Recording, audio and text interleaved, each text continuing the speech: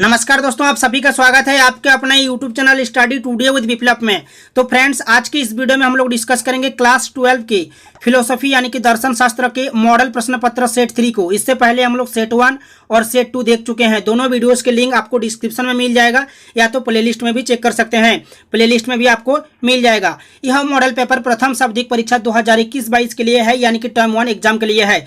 देखिए, यह model paper जो है ऑफिशियल नहीं है। देखिए, फिलोसफी के लिए जेसीईआरटी द्वारा कोई भी मॉडल पेपर जारी नहीं की गई है, लेकिन मैं आज आप लोगों को जो मॉडल पेपर दिखाऊंगा, इसी मॉडल पेपर आधारित जो है आपको एग्जाम में पेपर देखने को मिलेगा।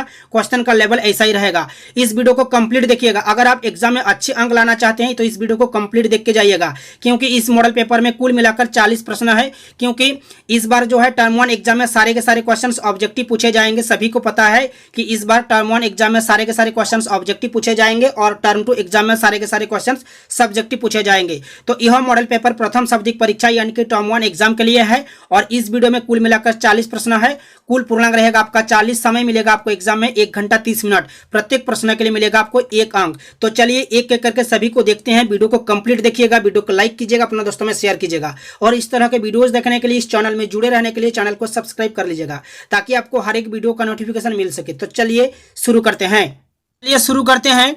क्वेश्चन नंबर 1 में दिया हुआ है, दर्शन संपूर्ण विश्व को उसके सर्वांश में समझने का बौद्धिक प्रयास है। यह परिभाषा है। ऑप्शन है यहाँ मानव शास्त्र की, धर्मशास्त्र की, दर्शन शास्त्र की, इनमें से कोई नहीं। दर्शन संपूर्ण विश्व को उसके सर्वांश में समझने का बौद्धिक प्रयास है। यह परिभाषा है दर्शन शास्त्र की of philosophy. Option number C यहाँ पर सही होगा, दर्शन शास्त्र की। नेक्स्ट आपके सामने कि अयथार्थ ज्ञान कहलाता है। ऑप्शन है यहाँ पर प्रमाण, प्रमा, अप्रमा, ख्याति। इसका सही आंसर हो जाएगा ऑप्शन नंबर सी, अप्रमा। यहाँ पर पूछा है अयथार्थ।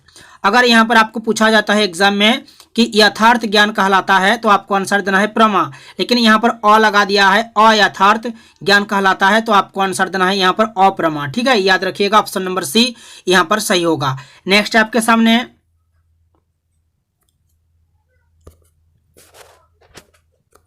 विशिष्टाद्वैत दर्शन एक संप्रदाय है।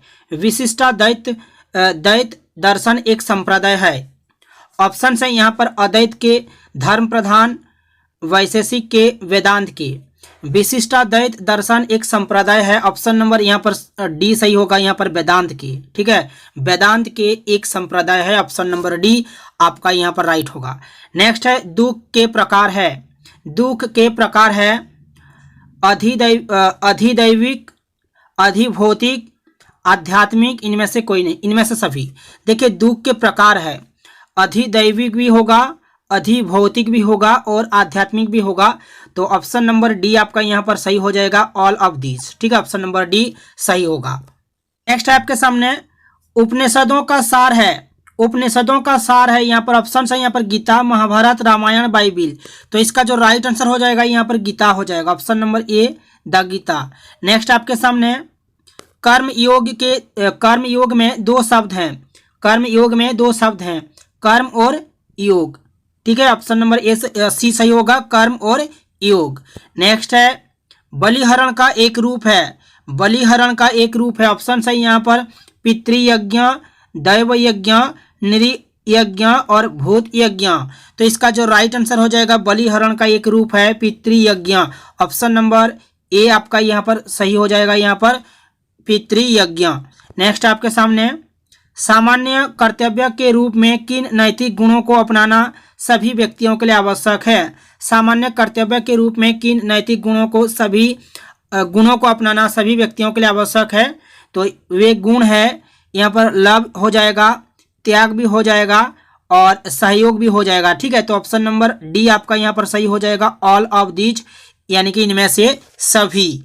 नेक्स्ट है संसार 2 हैं, इहलोक और दूसरा हो गया आपका परलोक। ठीक है, इहलोक और परलोक। संसार 2 हैं, इहलोक और परलोक। ऑप्शन नंबर बी सही होगा।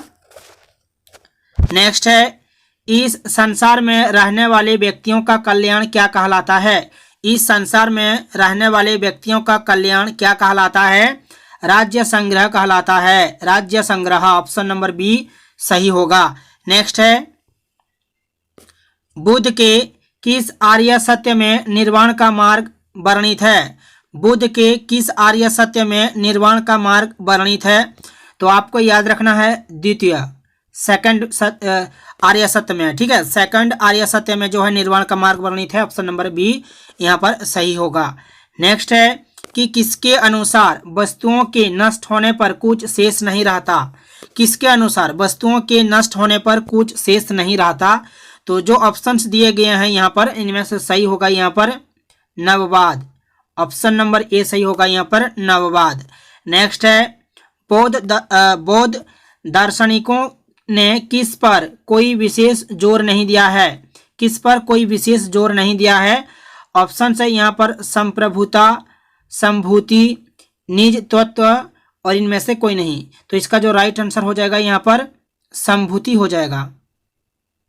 बौद्ध दार्शनिकों ने किस पर कोई विशेष जोर नहीं दिया है? संभूति। ऑप्शन नंबर बी सही होगा, संभूति पर। नेक्स्ट आपके सामने कि शंकराचार्य के अनुसार सतचित आनंद कौन है? सतचित आनंद कौन है शंकराचार्य के अनुसार? ऑप्शन है यहाँ पर ईश्वर, गॉड, माया, ब्रह्म, इनमें से कोई नहीं। तो इसका जो राइट आंसर हो जाएगा यहाँ पर ब्रह्म हो जाएगा, ठीक है। ब्रह्म ऑप्शन नंबर सी सही होगा। नेक्स्ट आपके सामने जैन धर्म के अस्तिकाय में, जैन धर्म के अस्तिकाय में कौन से दो प्रकार के द्रव्य बताए गए हैं?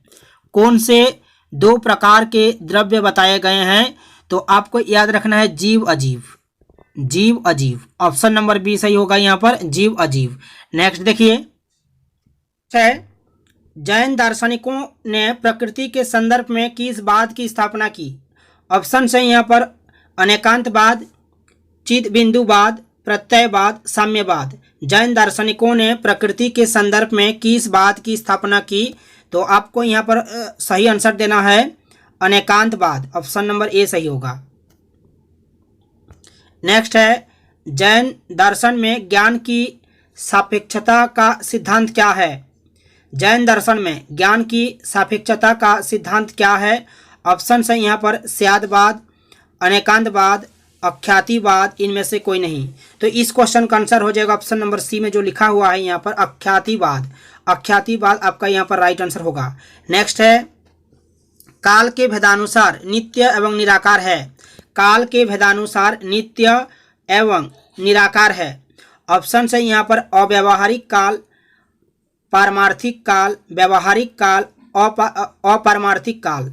तो इनमें से राइट होगा यहाँ पर काल के भेदानुसार नित्य एवं निराकार जो है आपका यहाँ पर पारमार्थिक काल हो जाएगा, पारमार्थिक। ऑप्शन नंबर बी सही होगा।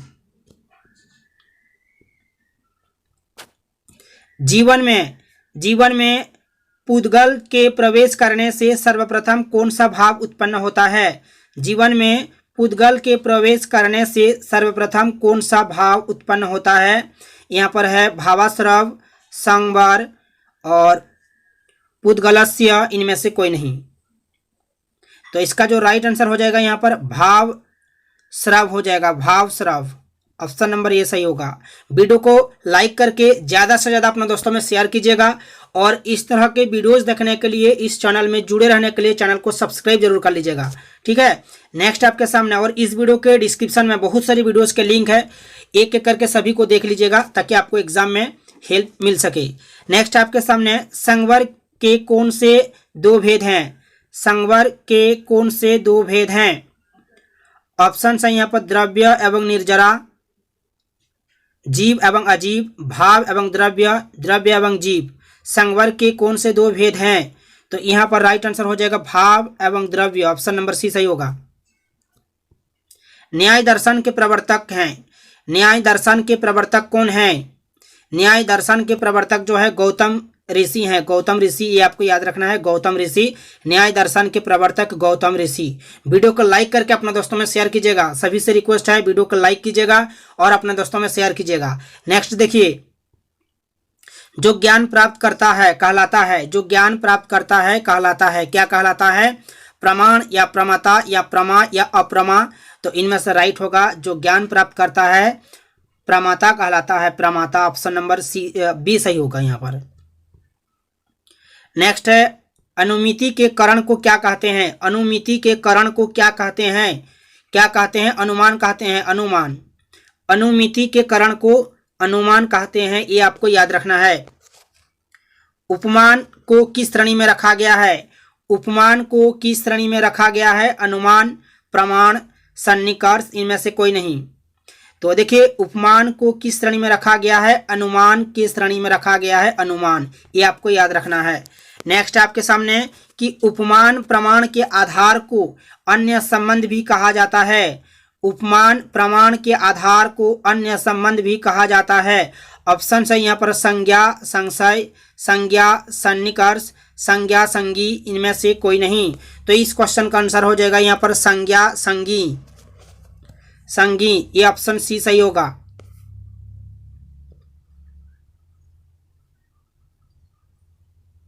नेक्स्ट है अष्टांगिक योग को यह भी कहा जाता है। अष्टांगिक योग को यह भी कहा जाता है, क्या कहा जाता है? अष्टांगिक मार्ग भी कहा जाता है। ठीक है, अष्टांगिक मार्ग, ये आपका सही होगा। नेक्स्ट आपके सामने सांख्य दर्शन के प्रवर्तक, सांख्य दर्शन के प्रवर्तक कौन है? सांख्य दर्शन के प्रवर्तक जो है आपका कपिल, कपिल है। सांख्य दर्शन के प्रवर्तक कौन है? कपिल, ये आपको याद रखना है। त्रिगुण होते हैं, त्रिगुण होते हैं, त्रिगुण होते हैं, तम गुण, इनमें से कोई नहीं, रज। तो त्रिगुण होते हैं, यहाँ पर रज हो जाएगा, ऑप्शन नंबर बी सही होगा, रज। नेक्स्ट आपके सामने कि गुणाश्रम का अभिप्राय किस प्रकार का है? गुणाश्रम का अभिप्राय किस प्रकार का है? तो इनमें जो इस क्वेश्चन में जो ऑप्शंस दिए हुए हैं, इनमें से राइट होगा आपका ऑप्शन नंबर ए सही होगा, डिस्प्यूटेड। ठीक है, ऑप्शन नंबर ए सही होगा यहाँ पर, विवादास्पद, ऑप्शन नंबर ए सही होगा। नेक्स्ट देखिए, नेक्स्ट है यहाँ पर संयोग है, संयोग है, एक्सटर्नल एंड सडनली रिलेशन। ठीक है, बाह्य एवं आकस्मिक संबंध जो है ये आपका संयोग हो जाएगा, ऑप्शन नंबर ए सही होगा। ठीक है, नेक्स्ट देखिए, नेक्स्ट आपके सामने कि वैशेषिक दर्शन के प्रणेता है, वैशेषिक दर्शन के प्रणेता है, ऑप्शन है यहाँ पर कनाद, कपिल, गौतम, महावीर। तो आपका यहाँ पर जो राइट आंसर हो जाएगा यहाँ पर कनाद हो जाएगा। नेक्स्ट है अनोन्या भाव क्या है? अनोन्या भाव क्या है? तो यहाँ पर देखिए ऑप्शन है यहाँ पर अनादि अनंत, अनादि अनंत, इनमें से कोई नहीं। तो आपका जो राइट आंसर हो जाएगा यहाँ पर अनादि अनंत हो जाएगा। अनोन्या भाव क्या है? अनादि अनंत, ये आपको याद रखना है। नेक्स्ट है मनुष्यत्व किस प्रकृति पर आधारित होता है? मनुष्यत्व किस प्रकृति पर आधारित होता है? आपको याद रखना है यूनिवर्सल, यूनिवर्सल यानी कि सार्वभौम प्रकृति पर आधारित होता है। ईश्वर की वास्तविकता है, ईश्वर की वास्तविकता है, यहाँ पर ऑप्शन है परम ब्रह्म, वैश्वानर, अपरम ब्रह्म, और इनमें से कोई नहीं। तो आपका जो यहाँ पर राइट आंसर हो जाएगा, यहाँ पर पूछा है कि ईश्वर की वास्तविकता है, तो आपको आंसर देना है यहाँ पर परम ब्रह्म, ऑप्शन नंबर ए सही होगा। नेक्स्ट आपके सामने ब्रह्म है, चेतन, संहारक, पालनहार, इनमें से कोई नहीं, ब्रह्म है, ब्रह्म है आपका यहाँ पर चेतन। ठीक है, ऑप्शन नंबर ए जो है आपका राइट होगा, चेतन। नेक्स्ट है उपनिषद को क्या कहा जाता है? उपनिषद को क्या कहा जाता है? ब्रह्म विद्या कहा जाता है। उपनिषद को क्या कहा जाता है? ब्रह्म विद्या, ऑप्शन नंबर बी सही होगा, याद रखिएगा। नेक्स्ट आपके सामने प्लेटो का दर्शन किस सिद्धांत से आरंभ होता है? प्लेटो हो जाएगा यहाँ पर, प्लेटो का दर्शन किस सिद्धांत से आरंभ होता है? तो आपका यहाँ पर जो है बुद्धिवाद भी होगा, अनुभववाद भी होगा, ज्ञान सिद्धांत भी होगा। तो आपका जो राइट आंसर होगा यहाँ पर ऑप्शन नंबर डी सही होगा, इनमें से सभी।